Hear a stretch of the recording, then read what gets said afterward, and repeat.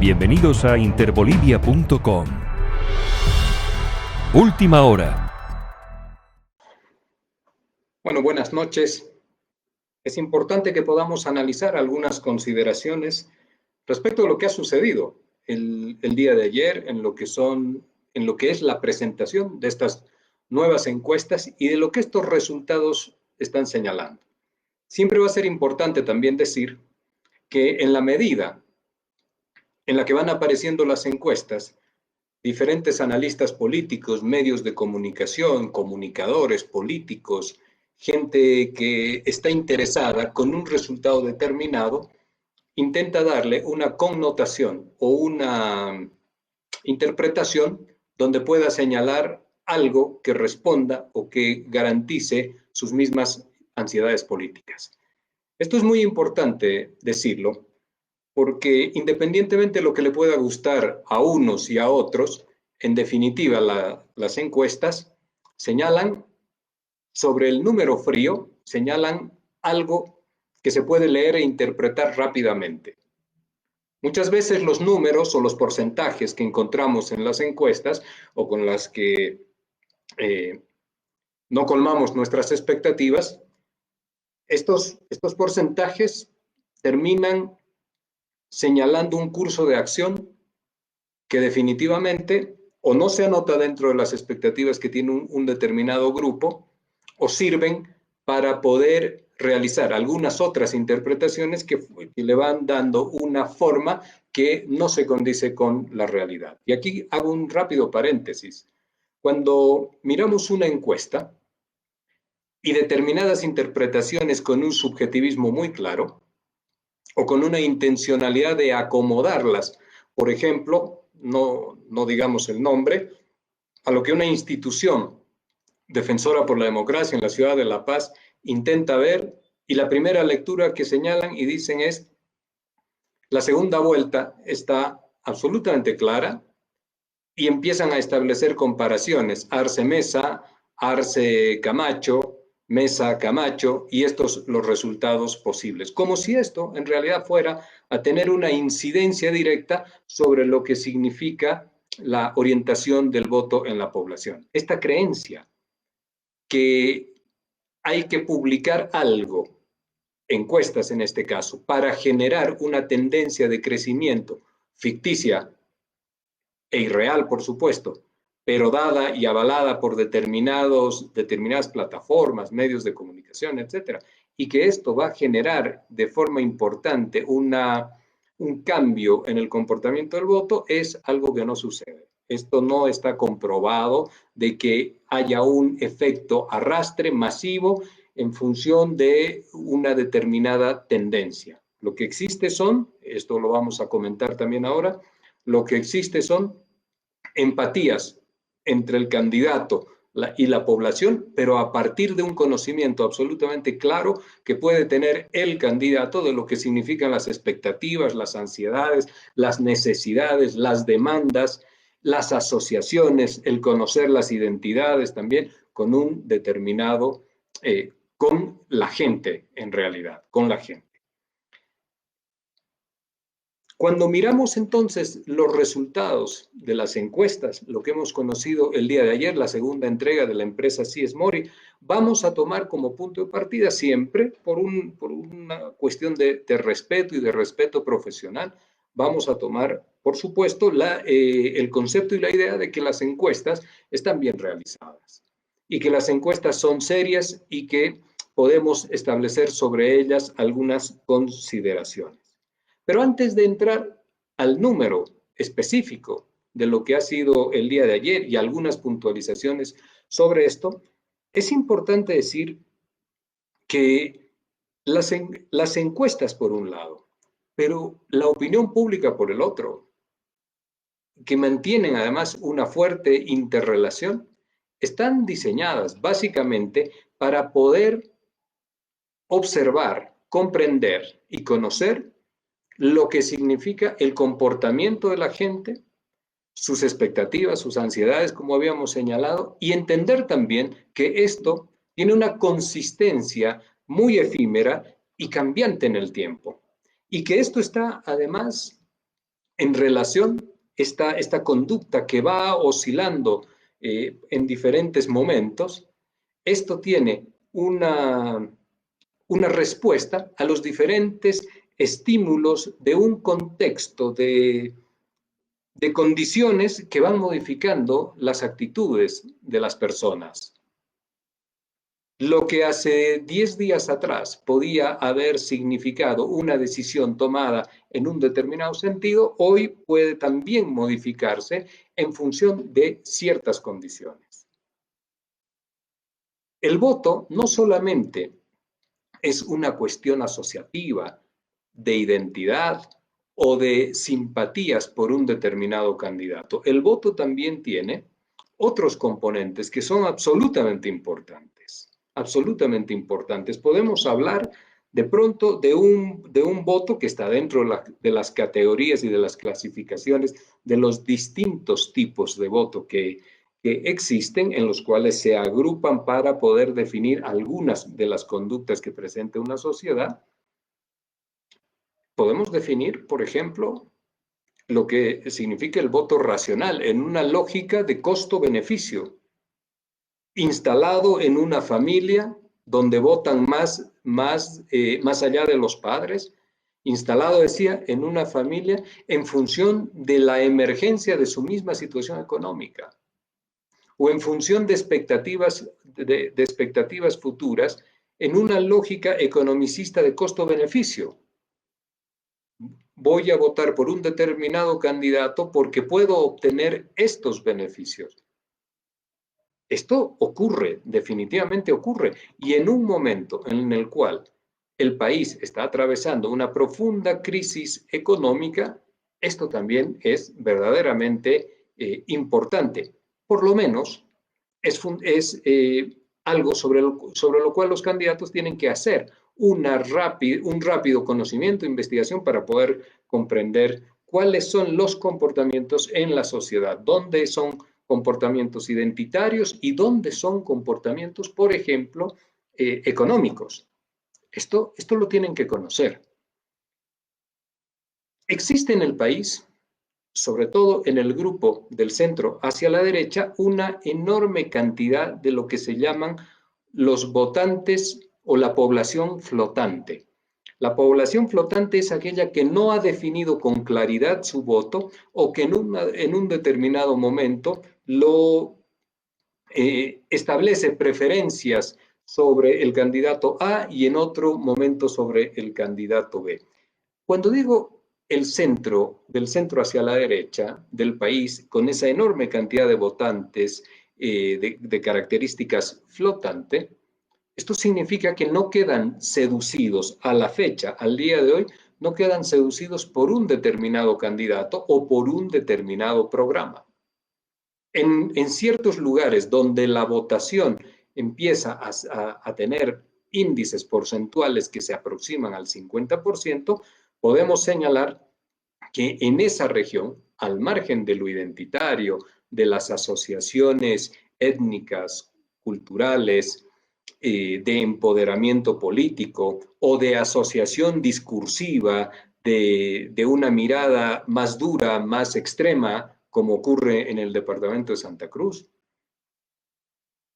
Se incorporan también elementos donde el candidato, con su propuesta o con la confiabilidad que él despierta, puede ir generando una importante cantidad de adhesiones. Esto le ocurre hoy en día al candidato Arce y le ocurre en Santa Cruz, específicamente en Santa Cruz, al candidato Luis Fernando Camacho.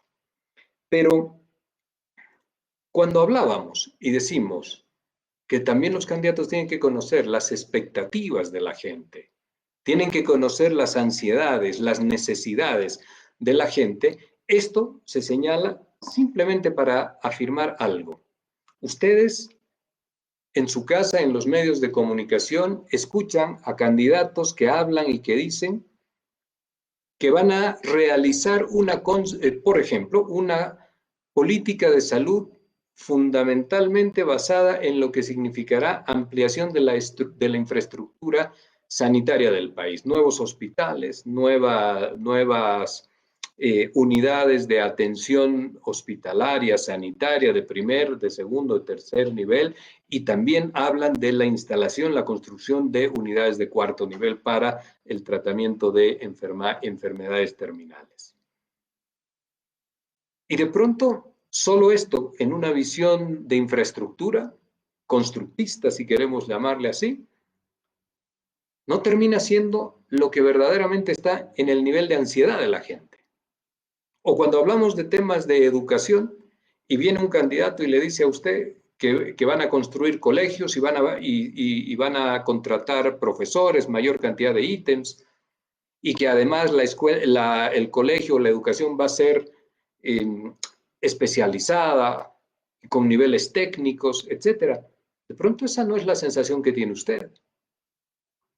Siempre en el tema de la política, del análisis político, de las campañas electorales, de las propuestas, de los planes de gobierno, de los discursos de las autoridades, hay que tener una mirada que le permita resolver varias cuestiones. Esto significa establecer una pregunta que funciona casi mágicamente. Esto es, cuando usted escucha una frase como esta, que son frases prácticamente construidas y que son frases que atraviesan los diferentes tiempos políticos del país, desde los años 90 hasta el día de hoy. Usted escucha que de pronto algún político va y le dice, algún candidato va y le dice, es que la gente está cansada de este tipo de gobierno que tiene características autoritarias, o de este gobierno insensible, o la gente ya no quiere más estos discursos y está esperando obras,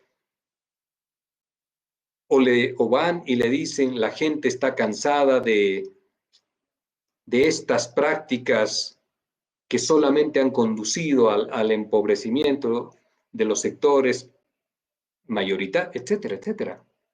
Entonces la pregunta con la cual usted siempre se va a poder defender es decirle si lo tiene al frente o es preguntarse, ¿y cómo sabe esto? ¿Cómo sabe el político ese que habla a nombre de todo el pueblo de lo que verdaderamente quiere la gente? ¿Cuáles son sus mecanismos que ha desarrollado para poder empatizar con la gente, para poder comprender lo que cada uno de nosotros, de los bolivianos, estamos pensando? ¿Cómo ha logrado esto? Han existido políticos en el tiempo, por supuesto, que tenían una mayor capacidad de sensibilidades desarrolladas y que les permitía poder avanzar en esta línea. Pero los tiempos han cambiado, la sociedad se ha diversificado y también se ha modernizado. Y esta modernización de la sociedad significa algo muy importante, que usted ahora en su casa, a partir de su teléfono celular, a partir de las distintas conexiones que tiene, ha logrado la posibilidad de salir de ese anonimato y de tener una manera muy distinta ya de expresarse, de interpelar a un político, de interpelar a una autoridad, de realizar un planteamiento o de mostrar su disconformidad con algo o aplaudir y apoyar una determinada acción política, una decisión, venga del gobierno, sea de una candidatura. Pero usted lo puede manifestar ahora. Sin embargo, cuando decimos esto, cuando escuchamos, quiero decir, perdón, esto de políticos que hablan a nombre del pueblo, la pregunta vuelve a ser, ¿cómo lo saben? Hace un tiempo atrás escuchaba un plan de gobierno de un partido político que está ternando ahora por la presidencia del Estado, y hacían una referencia a las Fuerzas Armadas, y señalaban y decían, queremos unas Fuerzas Armadas que se constituyan en el guardián y en el centinela de la soberanía nacional, en una lucha agresiva contra el narcotráfico, contra el contrabando, etcétera, etcétera, un largo, etcétera. Eso es lo mismo que se viene diciendo desde principios, no desde fines, desde principios de los años 90. Una visión encasillada en 4, 5, 6, algo más de conceptos teóricos, de referencias escritas que ya estuvieron en algún otro programa de gobierno y que hoy día nuevamente se trasladan como propuesta necesaria para cumplir con el requisito del Tribunal Supremo Electoral, que le pide y le solicita a todos los partidos políticos que deban acreditar un plan de gobierno. Entonces vuelve acá la pregunta, ¿cómo sabe? ¿Cómo saben los políticos que la gente lo que quiere son esas Fuerzas Armadas, con esas características? Esto es importante siempre preguntárselo. Es absolutamente importante. ¿Cómo saber lo que la gente quiere? Y cómo abandonar también, por supuesto, eso de decir, no porque el dirigente o la dirigente tiene un gran olfato político, sale mucho, conoce, u otra gente que hace referencias y dice, es que yo siempre subo a los taxis, a los minibuses, a los taxitrufis, me muevo con mucha gente, hablo con la gente. Todo ello no constituye una muestra cabal y real de lo que sucede en una población, en un país. Más cuando estamos hablando de un proceso electoral nacional. Mucho más. Entonces, la pregunta es, ¿cómo saber lo que la gente quiere? ¿Cómo poder empatizar con el ciudadano y no estar jugando aquello que termina siendo muy crítico, que es tratar de construir una propuesta y después tener la fortuna de que la gente la recoja como verdaderamente algo que colma y llena sus expectativas? En Bolivia hacemos una forma de política inversa. Los partidos políticos se manejan en lo que significa propuestas y visiones de país de manera inversa. Son ellos los que le proponen a usted algo para que sea usted en su casa, después de todo un proceso seguramente de análisis, no necesariamente muy meditado, sino en lo cotidiano y con otros elementos adicionales, por supuesto, toma la decisión de apoyar a uno o a otro candidato. Pero sus expectativas no necesariamente se ven reflejadas en lo que pueda estar una candidatura solicitando. Y después vienen las encuestas y le dan a usted un porcentaje, quiero decir, un porcentaje frío, que no refleja posiblemente lo que usted está diciendo. Y volvemos entonces ahí al tema del principio. ¿Cómo saber lo que la gente quiere? ¿Cómo puede el político empatizar con la gente? ¿Cómo puede hablar en la misma sintonía que tiene la gente?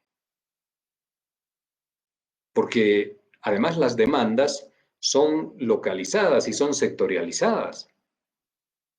Las preocupaciones que, por ejemplo, puede tener respecto de la seguridad ciudadana, no van a ser las mismas, sin lugar a dudas, en el departamento de Santa Cruz, en la ciudad, como en la ciudad del Alto. Son visiones diferentes, necesidades, percepciones y sensaciones distintas también. Entonces, la atención de parte del político, del candidato en este caso, tiene que poder recoger lo que dice un sector y el otro. Entonces, es una tarea muy difícil esto de poder empatizar debidamente con lo que la gente quiere. Se juega casi en el país, casi una lotería respecto de lo que los candidatos intentan lograr con usted a través de propuestas que realizan ellos y que esperan convencerlo luego de que esto es lo mejor. Y este es uno de los elementos centrales, prioritarios, fundamentales de lo que significa el desencanto entre los políticos y la sociedad. Esto genera desencanto, genera también, si usted me permite el término, genera un desencuentro entre el candidato que recibió unos votos y la persona que se sentía inicialmente representada, o esperando que ese candidato pueda resolver sus problemas más urgentes, que no los menciona en su programa de gobierno, en su plan durante el espacio de su candidatura, pero que usted en la necesidad que tiene está expectante de que esto ocurra. Entonces, Es importante que los partidos políticos que deben modernizarse, y usted esto también lo ha escuchado decir muchas veces, necesitamos estructuras de partidos políticos modernas. Necesitamos que los partidos políticos se abran hacia la ciudadanía, pero no es solamente una cuestión de incorporar o de abrir los libros de los militantes, pedirle a la gente que venga a los partidos políticos o que vaya a los partidos políticos, que se inscriba y después que se sujete a lo que son las líneas de las estructuras políticas y partidarias y la disciplina partidaria y la militancia y la idea de que hay que hacer todo un proceso de obediencia casi cuartelaria en los partidos políticos. Entonces, cuando uno mira esos escenarios, por supuesto que la gente no asiste a los partidos políticos, no tiene interés de participar masivamente en estos partidos políticos, salvo condicionado por un determinado trabajo o por un beneficio inmediato que pueda conseguir, que eso sí, por supuesto, está en el día a día. En esa perspectiva, lo verdaderamente importante entonces para estos partidos, para que estos partidos puedan abrirse a la sociedad, es que se realicen procesos de investigación. Es que se realicen procesos de investigación. Los procesos de investigación son encuestas, por supuesto, y es por eso que lo estoy mencionando casi como una parte introductoria, con toda la paciencia que ustedes siempre me pueden tener o me tienen, para comprender que la encuesta no necesariamente está reflejando lo que nosotros queremos o lo que son nuestras necesidades fundamentales. Entonces, el proceso de investigación, para que esta investigación, que es un diseño de información, diferenciada, con valor agregado, pueda terminar siendo la base de una correcta comunicación política, porque con esta investigación y con esta información yo ya conozco, ya sé y ya tengo las ideas fundamentales de cuál es el sentir de la sociedad, cuáles son las sensaciones, lo que piensa respecto a una serie de temas muy importantes, si los aceptan, no los aceptan, los rechazan, si las propuestas que estoy realizando van a tener una receptividad adecuada de parte de la gente. Esto es verdaderamente importante. Entonces necesitamos investigar. Necesitamos investigar. Hace unas horas escuchaba al candidato de Comunidad Ciudadana en una entrevista de radio decir: requerimos un crédito de 2.000 a 3.000 millones de dólares para incentivar rápidamente la economía, pero no bajo las condiciones de tener que realizar ajustes fiscales, no tener que realizar despidos en el país, porque esto es absolutamente inaceptable en una crisis. Y si usted analiza solamente y de manera muy rápida ese discurso, que tiene una similitud muy grande con lo que viene sosteniendo el señor Jorge Quiroga, pero él habla de montos más grandes, necesitamos 8.000 millones de dólares para inyectar a la economía de manera reciente, de manera rápida. Esto fue la fórmula que tenía el señor Sánchez de Lozada el año 2002, cuando dijo que la economía se arreglaba, que el país, se arreglaba con dinero, cuando el país estaba demandando asamblea constituyente, nacionalización de los hidrocarburos, cuando estaba solicitando un referéndum, cuando estaban los movimientos sociales y populares emergiendo a la vida política. Y el rechazo de esa asamblea constituyente era el no querer aceptar que los movimientos sociales y populares se incorporaban definitivamente de manera visibilizada a la acción política. Todo se iba a solucionar con dinero. Le prestaron 100 millones de dólares. 100 millones de dólares que le hizo una concesión ante las súplicas del gobierno Sánchez Lozada el año 2002. Lo que sigue después de aquello fue una crisis también económica y la imposibilidad de salvar el país. Siendo sensatos y reales. Uno, el país quiere retornar a las manos y a las directrices del Fondo Monetario Internacional y del Banco Mundial. Esto es así. El país quiere volver a esos 25, 30 años de historia, de angustias, de desazón y de injerencias políticas, económicas de parte del Fondo Monetario Internacional, que nos decía que no podíamos priorizar los temas sociales como una preocupación fundamental que puede tener un país tan pobre en aquellas épocas mucho más, y teníamos siempre que terminar ajustando y ajustando las cuentas fiscales de manera tal de que las expectativas de superar la pobreza y de mejores momentos en la calidad de vida de las personas era algo que se tenía que postergar de manera indefinida.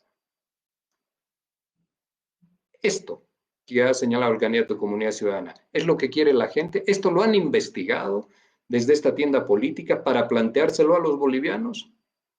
¿O es una ocurrencia de alguien, de los economistas de este partido, que tienen esta visión y creen que con esta receta, tendrían que mirar lo que sucedió en la Argentina ahora, con esta receta van a poder solucionar los problemas del país? Entonces, es importante, volvemos a lo mismo, es importante que se hagan investigaciones, que se mida lo que quiere la gente. No solamente la pregunta si usted va a votar o no por este u otro candidato el día domingo, sino lo que verdaderamente quiere la gente. ¿Cuál es la idea que tiene la gente de gobernabilidad y de estabilidad social en el país? La idea de gobernabilidad es volver y retornar a la democracia pactada, que muchos la extrañan, que la mencionan y que señalan y la apuntalan diciendo que ahora finalmente se van a lograr acuerdos en la Asamblea Constituyente y nunca más los 2/3. Pero aquello de los acuerdos, que eran acuerdos parcelando el Estado con cuotas de poder, que se llamaba la democracia pactada, la etapa de las megacoaliciones, hizo eclosión el año 2003. Después de 18 años, donde al principio funcionó de manera importantísima para devolver la institucionalidad democrática al país, pero después se pervirtió profundamente hasta que todos los partidos políticos utilizaban malsanamente un espacio de poder para decirle a sus diputados y parlamentarios que debían levantar la mano. Vuelvo a lo mismo. ¿Saben lo que la gente verdaderamente quiere en este momento? ¿Saben cuáles son las expectativas de lo que la gente quiere? ¿O están jugando a la lotería de un buen eslogan, de una buena frase, de algo que impacte en la sensibilidad para ganar votos, pero que después no se cumple? Porque después no se cumple. Es importante entonces contrastar las hipótesis que puede tener una persona, las que tenemos nosotros, con estudios de investigación que me muestren que esas hipótesis son correctas o estoy errado en esas hipótesis. Eso es absolutamente importante. Entonces, se tienen que medir las cifras, se tienen que conocer las cifras, cuánto tiene de intención de voto cada uno de los candidatos, pero también hay que medir las tendencias, por supuesto, y tenemos que medir convicciones y sentimientos. Las convicciones y sentimientos, y estos son otro tipo de estudios. Las encuestas, otro tipo de estudios también, de forma adicional para poder tener una visión completa de lo que está sucediendo en la sociedad. Para que después, lo que decíamos, el desencanto no sea un hecho que se instala en nuestra sociedad, erosionando de forma permanente, constante e ininterrumpida la legitimidad de un gobierno. Volvemos a lo mismo. ¿Saben los políticos cuáles son las convicciones y cuáles son los sentimientos de los bolivianos en las diferentes regiones del país? ¿Lo conocen esto? No solamente es una cuestión de salir a la calle, de repartir abrazos o de abrazar a la gente, de sonreír, de saludar y de sentir que uno es tan popular como una estrella de cine. Tiene que haber algo más consistente, más profundo, de conocimiento de lo que atraviesa en necesidades, en sensaciones, en sentimientos y en convicciones a esta sociedad, a los bolivianos. No tenemos tantas oportunidades de desencantarnos en un proceso electoral y esperar después 5 años más. Esto no es posible. Muchos aspectos no causan el efecto esperado sobre determinados grupos sociales. Quiero decir que se realizan enunciados sobre lo que se quiere plantear y hacer en el país, por lo menos desde la perspectiva electoral, y que no tiene efecto sobre determinados grupos sociales. Cuando usted le hablan de la economía verde y de la economía naranja, por citar algo que es lo que recuerdo en este momento, sin haber revisado exhaustivamente los programas de gobierno, la señora que está en el mercado o la señora que tiene un salón de té va a mirar esta propuesta con preocupación. ¿Cuáles son las necesidades de estos dos grupos de mujeres emprendedoras, los dos trabajadoras, cada uno en su rubro? ¿Cuáles son las convicciones y los sentimientos que tienen? No podemos tener entonces, y entremos en el tema de las encuestas, no podemos tener una lectura mecánica de la encuesta. No podemos solamente agarrar y decir el señor Arce tiene 30, el señor Mesa tiene 24, le lleva 6, vamos a segunda vuelta, estamos todos los que estamos contra el MAS estamos felices, todos los que estamos a favor del MAS estamos tristes. Eso no es una lectura, una encuesta. No podemos tener una visión fría, mecánica, sobre una encuesta realizada en un pequeño espacio de tiempo y que no expresa en ese momento una tendencia, sino solamente un estado de ánimo del momento, de la coyuntura. Es importante, junto a la encuesta, que nosotros podamos entender el conjunto de los entornos de los candidatos y de los contextos sociales que rodean a una tienda política y que movilizan a un conjunto de adherentes. Esto es absolutamente importante, mirar los entornos. Y además también con diferentes investigaciones, que esto es algo que deberían haber estado haciendo los candidatos durante todo este tiempo de cuarentena, por ejemplo, tratar de comprender a través, decíamos, de distintas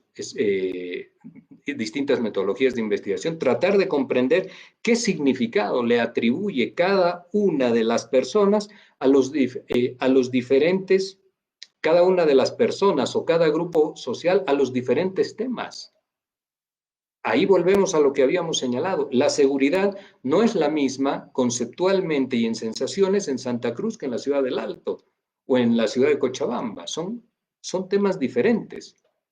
La percepción de las necesidades del agua y su cuidado no es lo mismo en Santa Cruz que en Cochabamba. Entonces, si miramos en la generalidad, todas las sociedades tienen problemas de economía, el empleo, de actividad económica, de circulante, de salud, de seguridad, de educación, de precios de los productos diarios. Todas las sociedades tienen esto. Si esto fuera tan simple, entonces todas las campañas políticas deberían ser absolutamente lineales, homogéneas, iguales. Y verdaderamente esto no ocurre, sino que a este conjunto de información de los temas generales necesitamos también investigar e incorporar e integrar otra información, es integrar más investigación y más conocimiento de lo que la gente quiere, lo que constituyen las sensaciones de la gente. ¿Cuáles son las miradas que tiene la sociedad respecto de la convivencia social en lo que significa la inclusión, las diferencias, el racismo, la cuestión étnica, la cuestión cultural? ¿Qué piensa esta sociedad también sobre lo que significa el debate que está instalado de manera diaria, vigente, muy fuerte, en lo que significa, por ejemplo, la legalización del aborto? La sociedad lo tiene que discutir. Hay que mirar estas perspectivas. Hay que investigar qué piensa esta sociedad sobre la tolerancia religiosa, sobre las maneras de realizar el comercio. Tenemos que conocer. No podemos ser una sociedad resignada. No podemos ser una sociedad resignada. Y como los partidos no logran cautivar, entonces después a usted lo inducen o casi lo obligan a que tenga que dar un voto resignado que se llama voto útil. Entonces esta incorporación de información tiene que estar investigada. Tenemos que tener información de lo que la gente verdaderamente quiere. Los atributos de un candidato, por ejemplo, no necesariamente tienen una relación con el mayor problema que presenta una sociedad. Hoy el mayor problema que presenta la sociedad pareciera ser, por un lado, la cuestión económica. Y el señor Carlos Mesa no tiene una formación y una referencia económica, pero eso no lo inhabilita. El señor Luis Arce tiene una formación específicamente económica y eso no lo habilita naturalmente tampoco. Lo que habilita a los candidatos y a las estructuras políticas es conocer lo que la gente verdaderamente quiere. El candidato es absolutamente fundamental, es fundamental. Las encuestas sirven, los estudios de investigación sirven, pero el candidato es fundamental porque es él quien a partir de este conocimiento y el haber comprendido las sensaciones, los sentimientos, las convicciones de la sociedad, es el que puede empatizar con un correcto discurso y una adecuada comunicación política con usted. Entonces se produce un hecho casi mágico. La confianza entre un candidato y la población, entre la población y un candidato. No la resignación y el finalmente tener que optar por quien significa el menos malo. La investigación, entonces, es un elemento fundamental. Y es un conjunto de información, como lo hemos dicho, alrededor del evento mayor que estamos investigando. ¿Por quién va a votar usted el día domingo? Muy bien, pero además un conjunto de elementos que nos permite conocer lo que usted está pensando. Esto lo deberían tener los partidos políticos.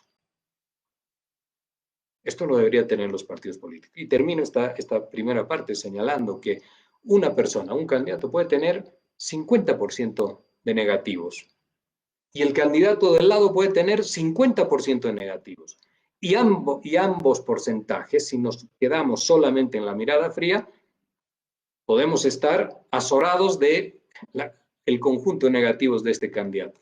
Pero en un candidato pueden ser negativos por decepción, por lo que nunca hizo, como le ocurrió a la señora Áñez, por decepción. Que los estudios señalaban un porcentaje superior al 65% de negativos, precisamente por decepción en lo que había significado su gestión. Y ahí tenía usted una serie de elementos. La no transparencia en los contratos administrativos, sobre todo vinculados al tema de la salud, eran uno de los elementos centrales. Pero el otro candidato puede tener también 50%, pero de furia, de bronca, de rabia de la gente hacia este candidato. Esto es distinto. Entre la decepción y la furia es distinta, no es igual. Y el tratamiento que se debe trabajar para esos candidatos es diferente. Entonces hay que conocer. No solamente hay que hacer una referencia hacia los votos muy general, explicativa, en otras palabras, de lo que dicen los números. Esto a usted no lo ayuda. Y además usted en su casa termina diciendo siempre alguna frase peyorativa, hasta burlona, es decir, estas personas no comprenden nada. No la angustia que puede vivir en un determinado problema o con un conjunto de problemas en su casa. Entonces nos hace falta, a los partidos políticos les hace falta información de lo que pasa en la sociedad. Este es el principio de modernización, pero además elemento central, fundamental para construir una propuesta política en sintonía con lo que la gente quiere. Si yo vengo y le propongo a usted que voy a derrumbar el estadio Hernando Siles y voy a construir un estadio de 120,000 personas, a mí me puede parecer una genialidad y decir la gente me va a apoyar con todo esto, y a usted no le interesa un estadio de 120,000 personas. Pasará el proceso electoral y me habré quedado solo yo con las fotografías y los planos y el diseño en virtual y los recorridos virtuales sobre ese estadio de 120,000 personas que no le sirve a nadie. O de pronto nos hemos convertido en una ciudad o en un departamento futbolero y queremos un estadio y allá van nuestros aportes. Hay que tener información para no hacer consideraciones respecto a las encuestas que no nos digan nada. La encuesta no es solamente, como hemos señalado, una interpretación mecanicista y un número. La encuesta es, por supuesto, que algo más. Este conjunto de elementos que deberíamos tener con una información diferenciada de lo que el país quiere. Si no, es un juego infantil a las adivinanzas. ¿Quién lo puede hacer mejor? Ya este tema de decir yo tengo olfato político, yo conozco, me lo dijo mi amigo, he conversado con el peluquero, con la peluquera, con las amigas, con los del barrio, con los amigos del fin de semana, etcétera. Eso no sirve absolutamente para nada. Eso es con muchísimo esfuerzo un pequeño microclima de 25, 30 personas. Eso no es la realidad del país. El país necesita algo profundo. Por ejemplo, ¿qué piensan los mineros en Bolivia? ¿Qué piensan los mineros en Bolivia? De lo que son mejores perspectivas de vida en función de lo que debe ser su salud. ¿Cómo se trabaja el tema de la salud para los mineros que exponen la salud en el día a día? ¿Cómo se trabaja esto? ¿Lo han pensado los políticos? No lo conocen. No lo conocen porque no lo dicen y cuando hablan señalan puro superficialidades. El día de ayer hemos podido observar las encuestas de CIES Mori. El señor Arce 30,6%, el señor Carlos Mesa 24,7% y el señor Camacho 12,7%. Uno de los primeros elementos que sí podemos decir es que la encuesta se ha cerrado a 3 candidaturas. Lo que significa el doctor Chi, el señor Jorge Quiroga y los otros partidos políticos de PAN-BOL, etcétera, Acción Democrática Nacionalista.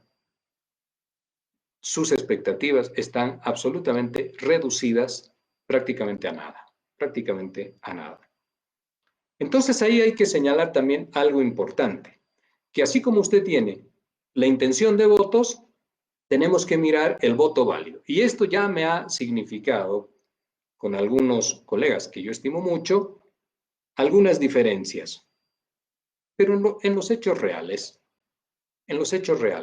el día de la presentación del cómputo final, lo que a usted le van a dar es el voto válido. Y esto es lo verdaderamente importante. La intención de voto del señor Arce, 30,6, el voto válido, 41,2. Del señor Carlos Mesa, de 24,7, de intención de voto, a 33,5. Y la gente le dice a uno, pero esto puede cambiar. Esto no se puede medir. Eso es muy subjetivo. Pues posiblemente lo que nos dicen de que es subjetivo y de que puede cambiar es posible, pero existen algunas estadísticas y promedios que hemos podido tener a lo largo del tiempo. Y esto es importante. ¿Y cuál ha sido el promedio a lo largo del tiempo?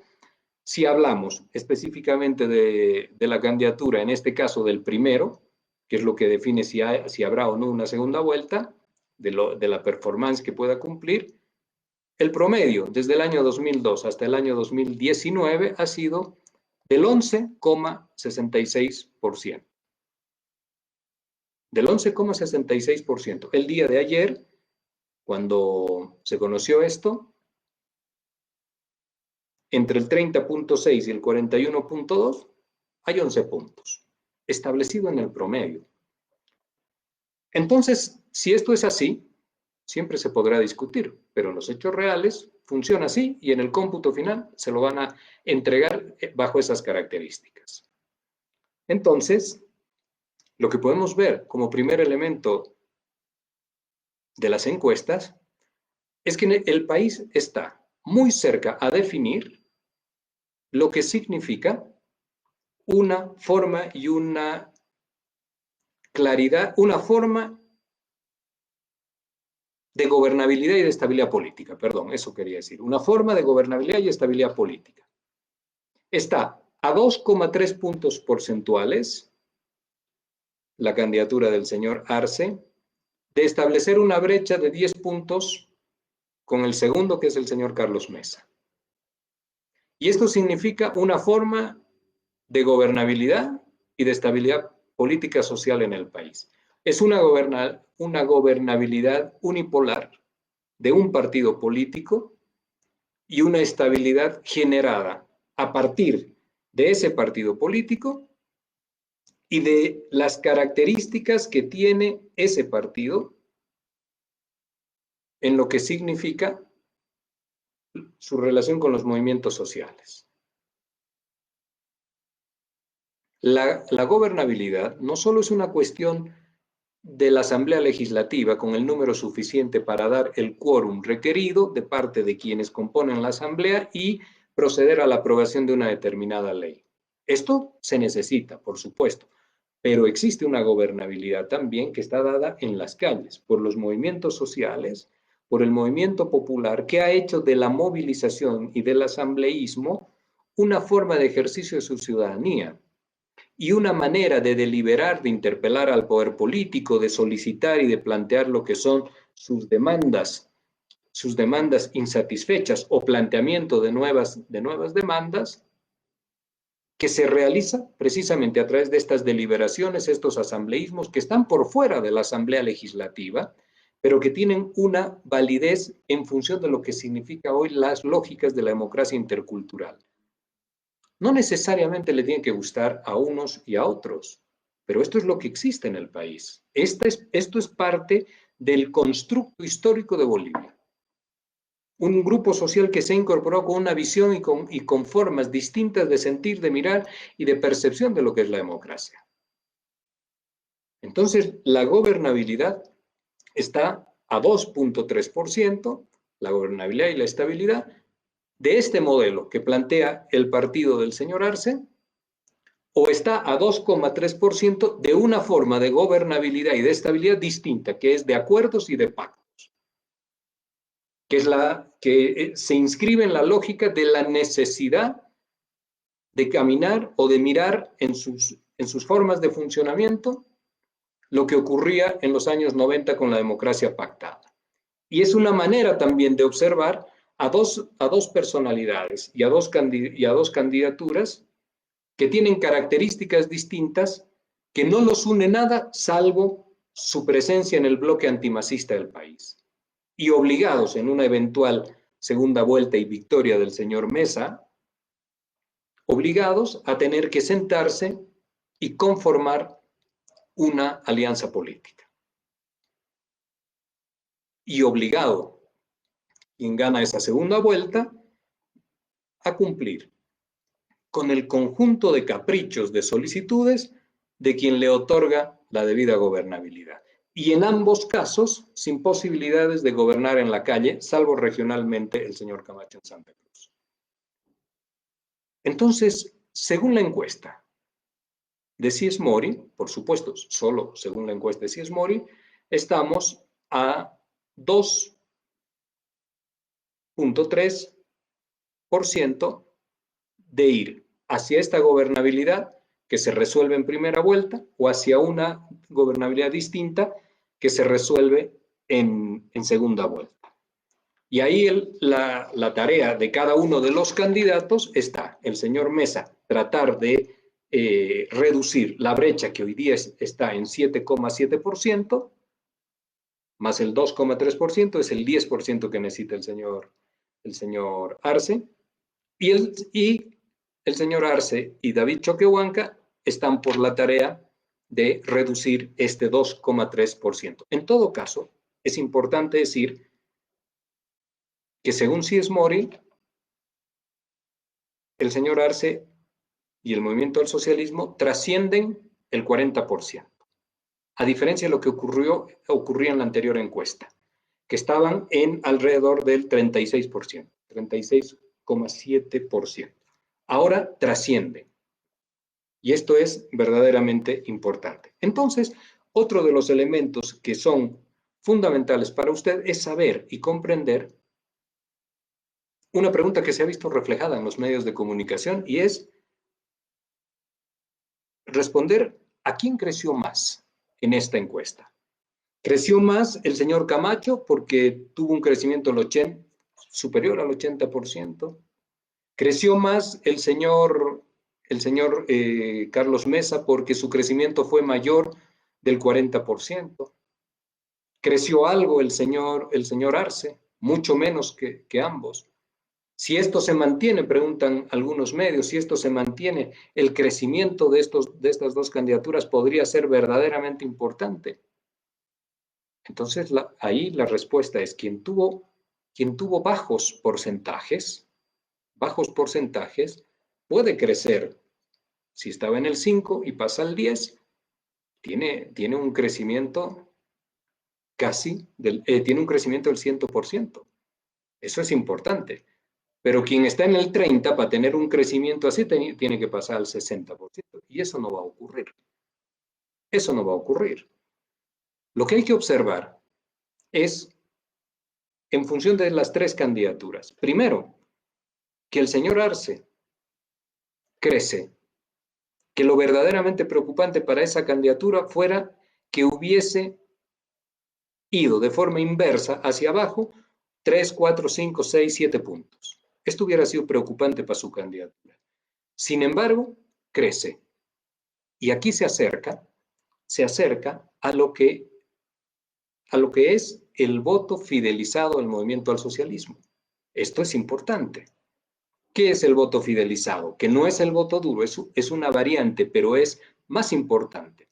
El voto fidelizado es aquel voto de una tienda política que ya pasó por todos los filtros que podían haber generado un desistimiento de parte de una persona a seguir votando por esta agrupación o por este partido político. Entonces, la votación, la gente que apoya al movimiento al socialismo,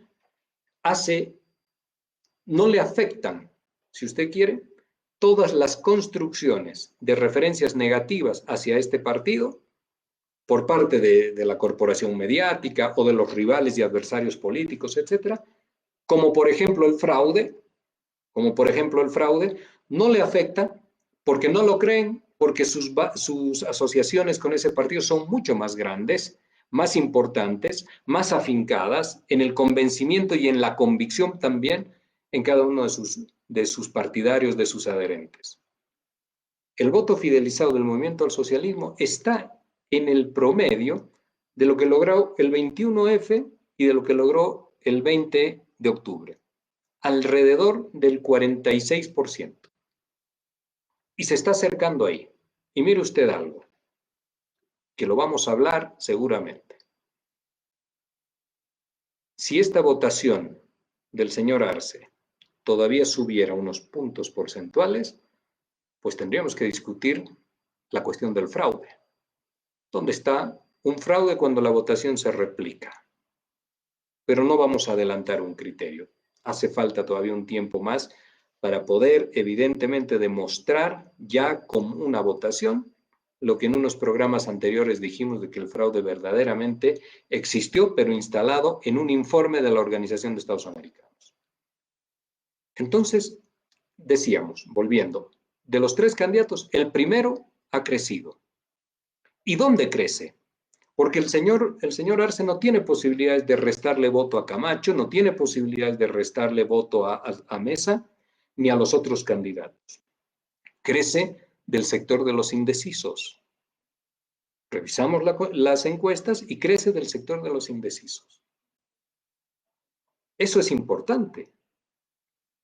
El señor Mesa crece y los medios de comunicación, los distintos sectores políticos que están en la perspectiva y en la necesidad urgente de satisfacer una mirada propia, de encontrar ahí, por preferencias indisimuladas, de encontrar la necesidad de que cualquier candidatura antes que la de Arce pueda crecer. El señor Mesa crece, y crece de manera sustancial, del 17 al 24% en intención de voto, y hasta el 33,5% en voto válido. Y uno dice, entonces, ahí se instala la tendencia y vamos a la segunda vuelta. No es que se instala la tendencia. El señor Mesa tuvo el pasado año 36% de votación. Y ha estado estancado en el 17% durante mucho tiempo. Su candidatura se mueve, y podemos decir que también se mueve a consecuencia de lo que significó las pasadas encuestas de Cies Mori y de Jubileo, donde se generó en el centro derecha de este país una situación de pánico ante la rearticulación del movimiento popular, el movimiento al socialismo y su posibilidad de ganar la elección en primera vuelta. A tal grado que la señora Áñez renuncia a su candidatura. No por amor a la patria ni por una cuestión de honor, sino porque no tenía preferencia electoral que le permita avisorar una elección digna. En ese sentido, una parte de ese 10% de la señora Áñez, una parte para Carlos Mesa, la mayor parte, y otra para el señor Luis Fernando Camacho. Crecen con eso, cerca de 55% más o menos, y cerca de 45% para Camacho. Crecen con eso. Y crecen también porque en el lado de la derecha de este país, lo que tenía Chi, lo que tenía Jorge Quiroga, lo que tenía algo la ADN, algo lo de Pambol, se produce, más lo de la señora Áñez, se produce un reacomodo de votación. Pero si hacemos las sumas, y este razonamiento se lo debo a una persona, que es el señor Armando Ortuño, que él ha razonado en esos términos de forma correcta. Ese reacomodo de votos, no le suma más votos, no consiguen más votos del centro hacia la derecha. Mueven los votos en su mismo espacio, aumentando unos para Mesa, algunos para Camacho, y reduciéndose Chi, y reduciéndose Jorge Quiroga, y reduciéndose el ADN y Pambol. Pero no consiguen nuevos votos, no ganan votos de los indecisos. Y esto también es importante para el análisis, porque la señora Áñez, insisto, baja su candidatura, se reparte y la derecha se reacomoda. No le han quitado votos a Arce. Entonces el señor Mesa gana unos votos de Áñez y unos votos del otro sector de la derecha. Y el señor Camacho gana unos votos de Áñez y también algo de la derecha del país. Y ahí están. También se preguntaban hoy los medios de comunicación si la segunda vuelta está confirmada. Casi afirmaban en algunos medios de comunicación, en radios, etc. Y la pregunta es, ¿la segunda vuelta está confirmada? Y la respuesta es no. La respuesta es no. Arce sube gradualmente a menor velocidad, con menos puntos, pero tomando votos de los indecisos. Y también hay que mirar, ya hemos dicho que pasa ese umbral del 40%, que se acerca a su voto fidelizado, que está en el orden de aproximadamente el 46%. Crece de los indecisos. ¿Y qué hay en los indecisos? Hay un 13, según Cies Mori, por supuesto, hay un 13.3% de indecisos. Y mire usted esto, hay un 8.4% de gente que no quiere responder, que está decidido su voto, pero que no quiere responder. Es un voto oculto. Es un voto oculto. ¿Por quién decanta ese voto oculto? Los que votan por Camacho ocultan su voto. Los que votan por Carlos Mesa ocultan su voto. Los que votan por Arce ocultan su voto. Con 13.3%, 8.4%. Esto es un 21.7% de entre los indecisos y quienes ocultan su voto. 21.7% frente a un 2.3% que va a definir la forma de gobernabilidad del país. Una gobernabilidad unipolar sobre un partido político que tendrá que hacer algunas alianzas o algunos acuerdos circunstanciales, en caso de ser electos, circunstanciales para determinadas aprobaciones en la Asamblea Legislativa, o una gobernabilidad y estabilidad pactada a la fuerza. Esto es lo que tenemos. Esto es lo que están señalando las encuestas. 21.7% a repartir cuando la primera o segunda vuelta está a un 2.3%. Usted, entonces, tiene que señalar si verdaderamente ese 2.3% es una cifra que asegura la segunda vuelta con esa contundencia, o es la creación de falsas ilusiones, forzadas ilusiones, expectativas y esperanzas de determinados grupos. Pero lo que hay que ser, en lo que hay que ser claro siempre es en señalar cuáles son los elementos que usted tiene sobre la realidad del país. Sobre la realidad del país. Alguna vez me han señalado, hago un paréntesis, alguna vez me han señalado y me han dicho, usted tiene una inclinación en favor del MAS. Me lo han dicho muchas veces, por supuesto. Y yo señalo esto como una respuesta. Los países tienen elementos de conflictología instalados. Bolivia tiene dos elementos de conflictología muy grandes y que perduran a través de décadas y décadas y en algunos casos centurias. Tenemos el problema étnico-racial de la polaridad social del país.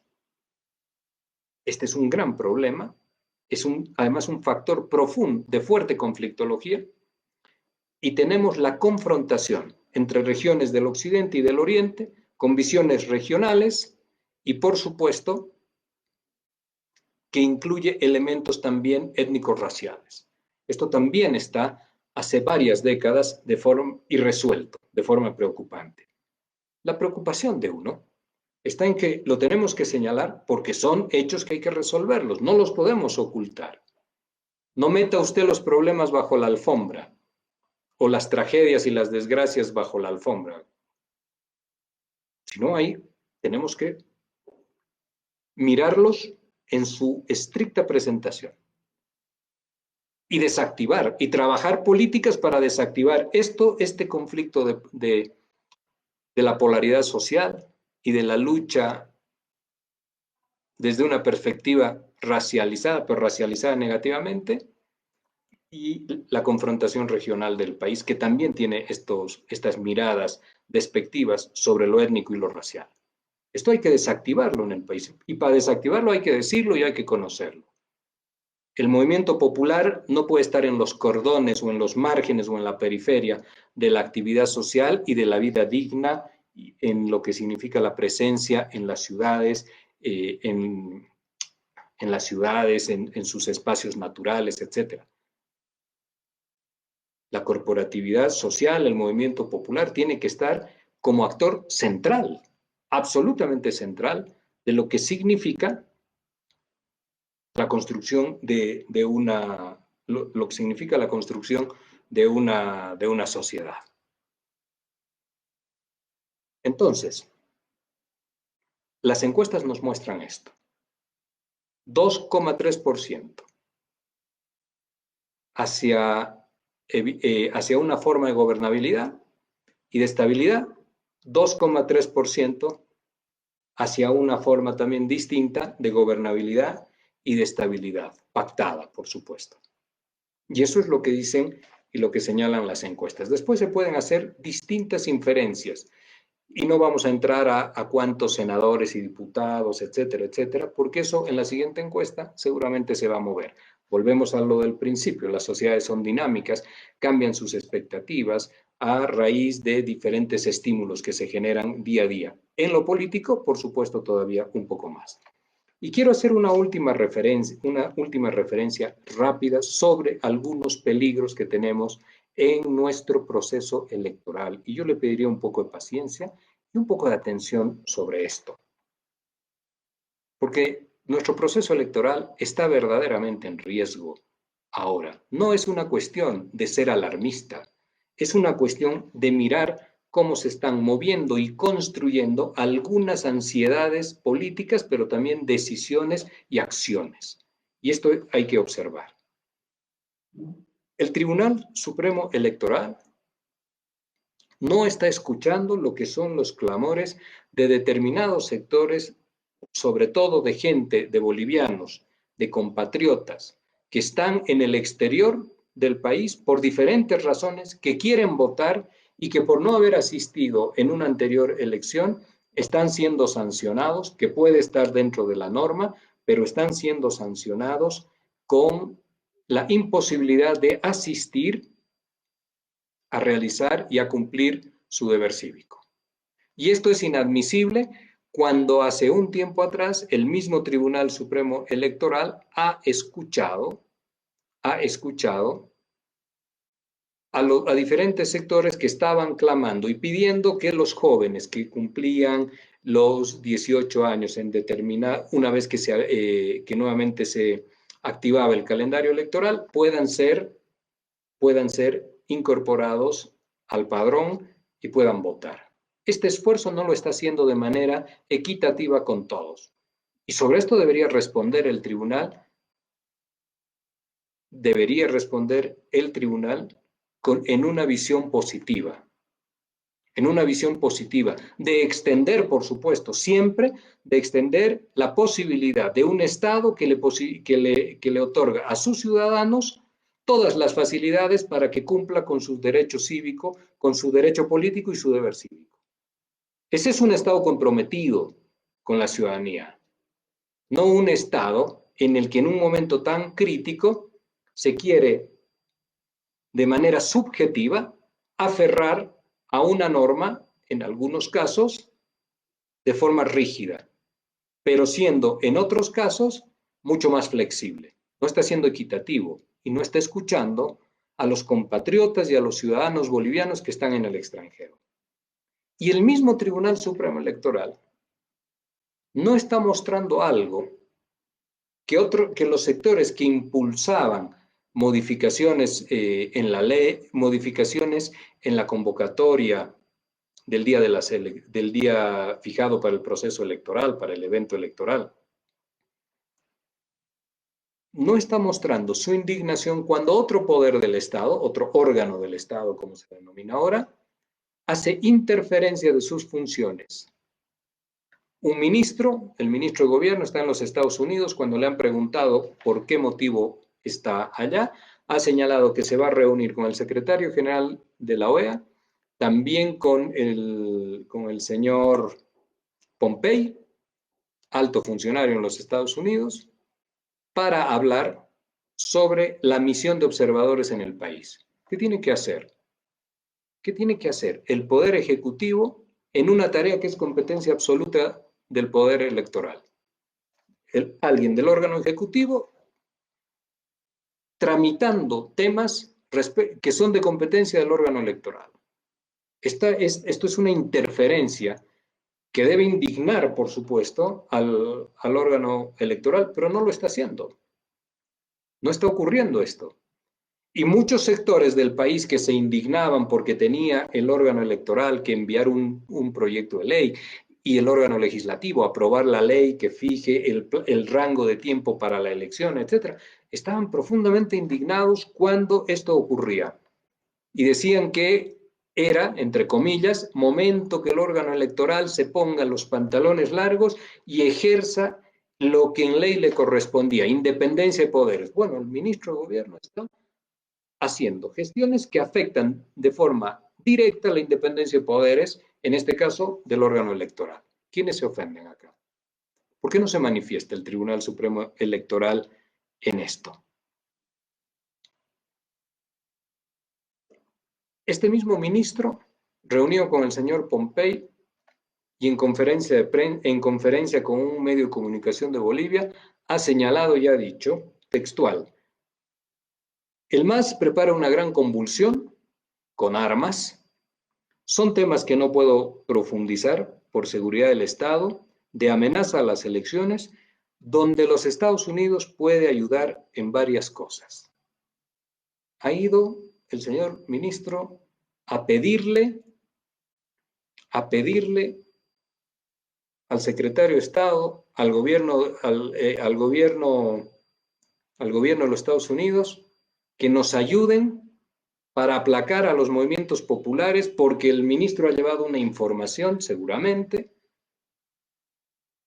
y que ellos nos pueden ayudar a que nosotros resolvamos estos inconvenientes. Y ya los tenemos encapsulados, dice, y una serie de eventos verbales que son propios del ministro. ¿Cómo nos puede ayudar los Estados Unidos? Nos puede ayudar de la misma manera que la Organización de Estados Americanos, que en realidad en temas electorales, la Organización de Estados Americanos es el brazo operativo de los deseos y de los designios y de las decisiones que asume el gobierno de los Estados Unidos. Esto es absolutamente inaceptable. Desde el punto de vista de la declaración misma, esto es absolutamente inaceptable para un Estado, para la soberanía del pueblo boliviano, para la autodeterminación de los pueblos, para el Estado nacional.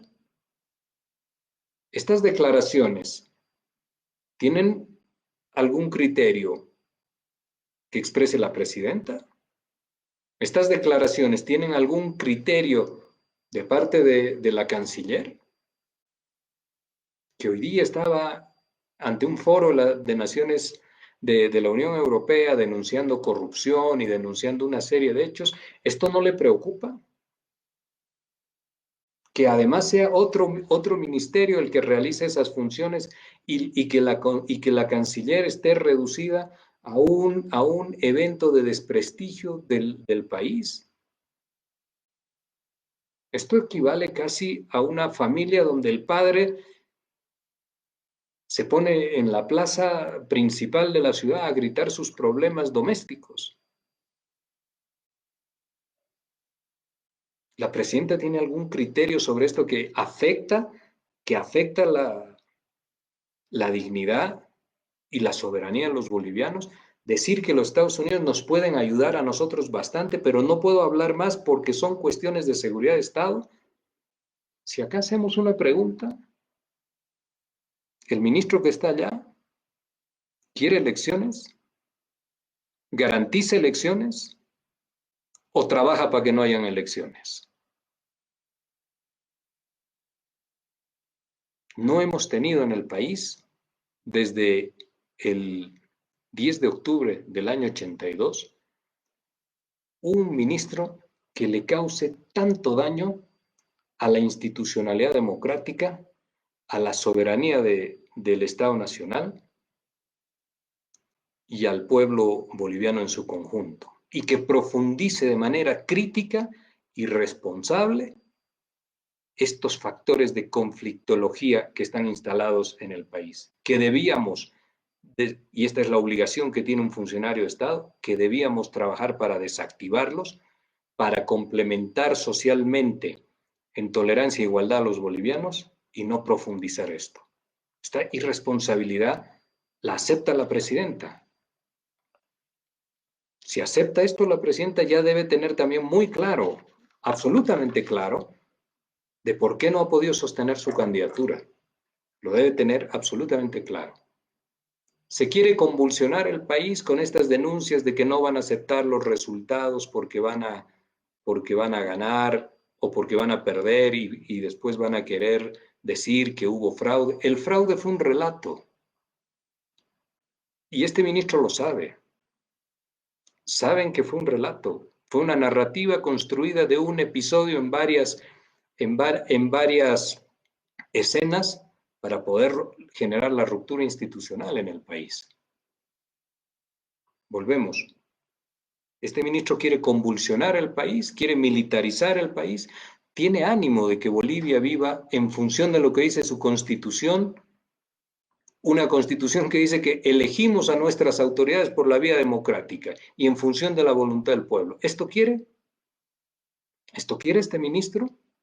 Hay que tener la mirada muy bien puesta sobre esto, que no debería ser aceptable que las Fuerzas Armadas sean quienes transportan el material electoral. Esto no debería ser aceptable y los partidos políticos y la ciudadanía lo debería señalar. Y tampoco aceptable esto de venir y decir que el gobierno de los Estados Unidos nos puede ayudar. No nos puede ayudar en nada. No nos puede ayudar en nada. Podemos hablar de complementariedades económicas, de posibilidades económicas, posiblemente. Pero ayudas, creo que la historia no acredita esto. La historia acredita todo lo contrario, y menos en momentos electorales. Que resuelva los Estados Unidos su problema electoral en noviembre, que nosotros ya veremos cómo hacemos con el nuestro. Pero es inaceptable. Y es más inaceptable que la presidenta no se pronuncie, y profundamente inaceptable que la canciller no lo haga. Y también el presidente del Tribunal Supremo Electoral, que debería manifestarse y decirlo de forma clara y contundente, que esto está dañando a la dignidad de los bolivianos. Quiero decirles, con esto vamos a concluir, el nuevo TREP ahora se va a llamar DIREPRE. Entonces acá hay algunas consideraciones que necesitamos saber. Hay algunas consideraciones. Nos dicen que la primera información estará lista alrededor de las 18:30 del día 18 de octubre. Pues bien, acá tenemos que saber con qué porcentaje va a estar lista. ¿Con el 80? ¿Con el 85? ¿Con el 100? ¿Con qué porcentaje va a estar lista la información para esa primera conferencia? Para que no ocurra lo del año pasado. ¿Con qué conteos, además? Porque el año pasado, en el TREP se estableció algo que se llama un plan de contingencia, que fue información que la Organización de Estados Americanos ocultó deliberadamente. Ocultó deliberadamente. De nuevo, ocultó deliberadamente. Ese plan de contingencia se efectuó cuando el conteo de votos que tenía el TREP, lo que ahora va a ser DIREPRE, estaba en el 60%. Y como el compromiso era ofrecerle al país una primera conferencia de prensa con el 80%, se aplicó este plan de contingencia, que la Organización de Estados Americanos ocultó deliberadamente esta información. Ese plan de contingencia sumó 20, fue la sumatoria de aproximadamente un 20% que venía en el departamento de Santa Cruz, que favorecía al señor Mesa. Y que estaba bien que existe este cargado de datos. Pero había que decirlo. Había que decir que, sobre todo en el informe de la OEA, para no ser absolutamente desleales, había que decir que esto que esto respondió a un plan de contingencia que respondía también a su vez era la votación de un sector, que este sector favorecía, como fue el caso de Santa Cruz, a un determinado candidato, y que esto podía modificar circunstancialmente la tendencia, y pasó del 10-11% que había de diferencia al 6-7% cuando conocimos estos resultados. Y después la mala decisión de la gente del Tribunal Supremo Electoral el año pasado de cortar esta provisión de información. Pero esto había que decirlo, pero no se dijo para construir toda esta narrativa de la cual algunos señores se prestaron y hoy son candidatos a querer gobernar. Pero en todo caso, hoy en día esta es la regla de la democracia y adelante. Pero queremos saber, ese DIREPRE, que va a ser, que es el nuevo nombre del TREP, ¿con qué conteos? ¿Van a tomar aleatoriamente? ¿Van a tomar por regiones? Lo necesitamos saber. Lo necesitamos saber. Como bolivianos lo necesitamos saber. y va a ser con el 80% o lo puede hacer en una conferencia de prensa que no sea a las 6 de la tarde y sea a las 10 de la noche con el 95, el 97, el 99%. ¿Cuáles van a ser las seguridades que nos va a dar el Tribunal Supremo Electoral para que no se esté con un determinado conteo queriendo parar el proceso en un sistema informático que no es vinculante, parar el proceso para generar otra vez rarezas, desconfianzas, movilizaciones, convulsiones, descontentos y que salgan las fuerzas del orden a querer poner control sobre esto? ¿Con qué conteo van a realizar la información del DIREPRE?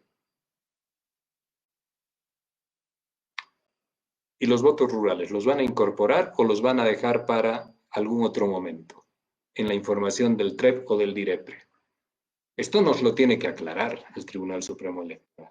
Y se lo tenemos que pedir como ciudadanos. Estamos en la absoluta obligación de hacerlo. En la absoluta obligación de hacerlo. Es nuestra institucionalidad, son las autoridades que nosotros querramos elegir, gane quien gane. Gane quien gane. Pero tenemos que tener transparencia, porque lo contrario está en esa lógica de buscar nuevamente hablar de una tendencia de desordenar todo, de provocar caos, quema de las instalaciones, etcétera, de que se pierda documentación, actas de escrutinio. Y en el caos siempre es muy fácil hablar de fraude, hablar de desestabilización del proceso, pero no probar. No probar. En el caos es el momento ideal para que no se pueda probar lo que ocurrió. Y sobre este DIREPRE, que es el TREP, ¿cómo se llama la empresa que va a auditar de forma permanente durante todo el proceso al DIREPRE? ¿Podemos conocer este dato? Porque no se conoce hasta ahora. ¿Hay empresa que va a auditar? Es la pregunta trasladada al Tribunal Supremo Electoral, a su presidente. ¿Se puede conocer esta información? No es se puede conocer. En todo caso, la pregunta es, ¿tiene usted la gentileza de darnos a conocer esta información? De forma respetuosa, se lo pedimos. Que lo pueda hacer, porque el país lo requiere. Y lo último, esto sí es lo último, y con esto concluimos. Siempre tratando de que sean más breves estos diálogos y terminan siendo enormemente largos.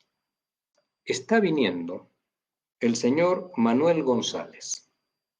El señor Manuel González viene al país como jefe de la misión de la Organización de Estados Americanos. Entonces la pregunta acá es, ¿y alguna vez vino el señor González al país también como jefe de misión para algún evento electoral? Sí, el año pasado, el 2019. Es el señor que dio la conferencia de prensa la noche del 20 de octubre. Y es la cara visible del inicio de la ruptura institucional en el país y del caos que nos ha conducido a estos 10 meses en Bolivia. Entonces la pregunta es, al Tribunal Supremo Electoral, la llegada del jefe de la misión de la Organización de Estados Americanos, con 30 expertos, otra vez 30 expertos. Cada vez que tienen que hacer algo, mandan 30 expertos. No 29 ni 31, 30 expertos. Expertos en organización electoral y en tecnología. Vamos a retirar la ironía. Estos señores, este señor, Manuel González, es bienvenido en el país, es bienvenido por el Tribunal Supremo Electoral. El Tribunal Supremo Electoral hace consideraciones de lo que significa el sensible momento político, social, de una tranquilidad momentánea que tiene el país. ¿Lo comprende el señor Romero? ¿O le es indiferente? Y cree que la llegada de este señor Manuel González no va a afectar las susceptibilidades en el país. Es inaceptable para Bolivia que el señor González encabece una misión de observadores sobre la cual difícilmente se puede tener confianza, certidumbre respecto a su imparcialidad, de la idoneidad con la que trabaja. Esto más o menos como que exige que el país tenga que definir observadores locales para observar a los observadores de la OEA. Algo así. Necesitamos observar a esta misión que viene al país. Pero la Unión Europea, que también jugó un papel importante en todo el proceso de conversaciones para tratar de encontrar algunos puntos de consenso y de pacificación en el país sobre los hechos de noviembre, ha decidido llamativamente, ha decidido enviar también una misión de 5 o 6 personas. La misión de la OEA viene con 30 personas. Vamos a quedar a expensas de una conferencia de prensa con un sistema DIREPRE sobre el cual, que es el TREP, sobre el cual no tenemos mayor información, no sabemos quién lo va a auditar, no sabemos cómo va a funcionar, no sabemos cómo va a ser el cargado de actas, etc. Y si tenemos la información, se lo vamos a agradecer al presidente del Tribunal Supremo Electoral y el país se lo va a agradecer por darle transparencia al proceso, pero hoy día se lo estamos pidiendo. Esto expresa una profunda preocupación en lo que significa la misión de observadores en Bolivia. Una profunda preocupación. Y hay que tener como ciudadanía la vista puesta en esto también y la posibilidad de solicitar algunas explicaciones puntuales, que lo tienen que hacer quienes están comprometidos con el proceso electoral. Esto es verdaderamente preocupante. El proceso electoral tiene elementos que no están generando certidumbre en lo que significa a la libertad que puede tener esta sociedad para ir y elegir en confianza, sin miedo, sin intimidación. Un ministro que dice que los Estados Unidos nos va a ayudar mucho en estos temas electorales. Una misión de observadores internacionales profundamente comprometida con la ruptura institucional del país, como lo estuvo también los poderes de este país, que ahora dice el ministro que nos van a ayudar. Y un conjunto de bolivianos que por el exterior no pueden ejercer su derecho político y su deber cívico. Y un sistema informático para generar inmediatamente la primera información con los antecedentes del pasado año, sobre la cual no tenemos las referencias o la transparencia y la información necesaria. O sea, son varios elementos que preocupan de manera fundamental y que no debería transcurrir mucho tiempo estos días que vienen, empezando la semana próxima, para tener conocimiento claro sobre esto. Estas son algunas consideraciones de una preocupación extrema. Extrema. Lo del DIREPRE, TREP, es una enorme preocupación. Tenemos que saber cómo va a reportar información.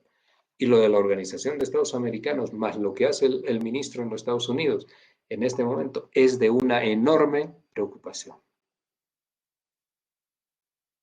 Cierro con esto. No se le va a ocurrir a nadie en el gobierno querer enrarecer el ambiente electoral en Bolivia. No se le va a ocurrir a nadie en el gobierno intentar alguna maniobra que en su alocada cabeza pueda hacerle creer y pensar que es el más vivo de toda la región,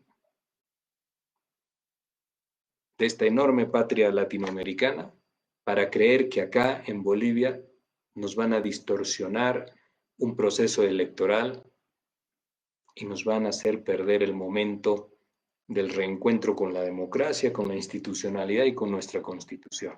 No se le va a ocurrir. No se le va a ocurrir a alguien hacer una barbaridad de aquellas. Porque de esos escenarios se sale siempre muy mal. Se sale siempre muy mal. Piensen por qué tuvieron que bajar la candidatura. No se pongan a hacer favores a una potencia extranjera, porque eso es indigno.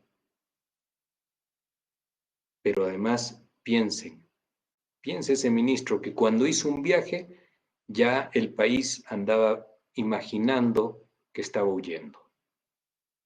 Terminen su gestión con dignidad para que con dignidad, con alguna dignidad, este país los recuerde en la etapa final de la transición.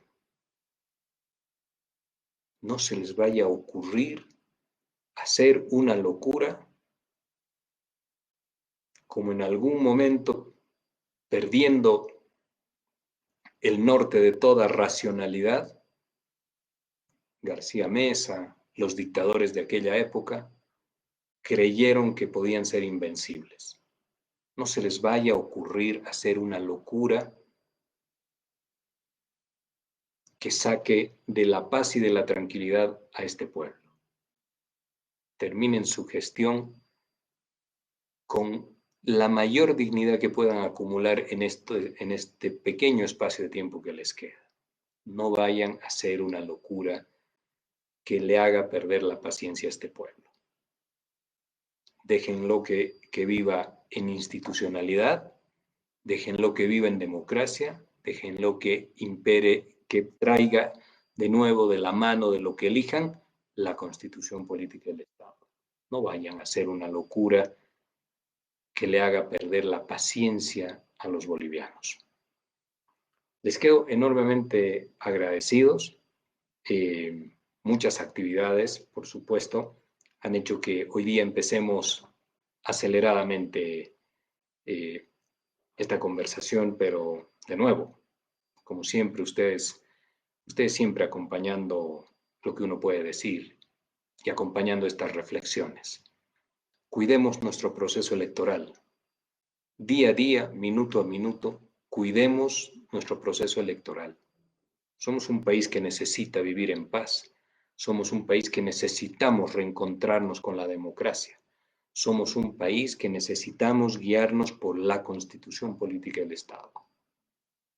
Somos un país enormemente decente como para que algunos quieran venir a enrarecernos las cosas.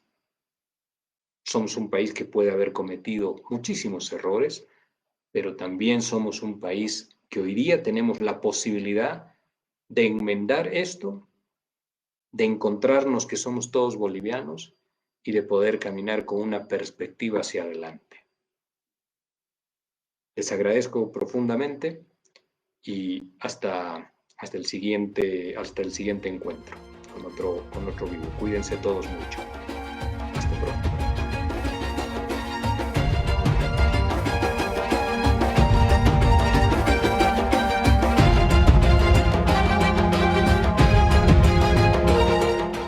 Subimos vídeo y contenido todos los días. Suscríbete a nuestro canal y no olvides activar la campanita para que te llegue todas las notificaciones.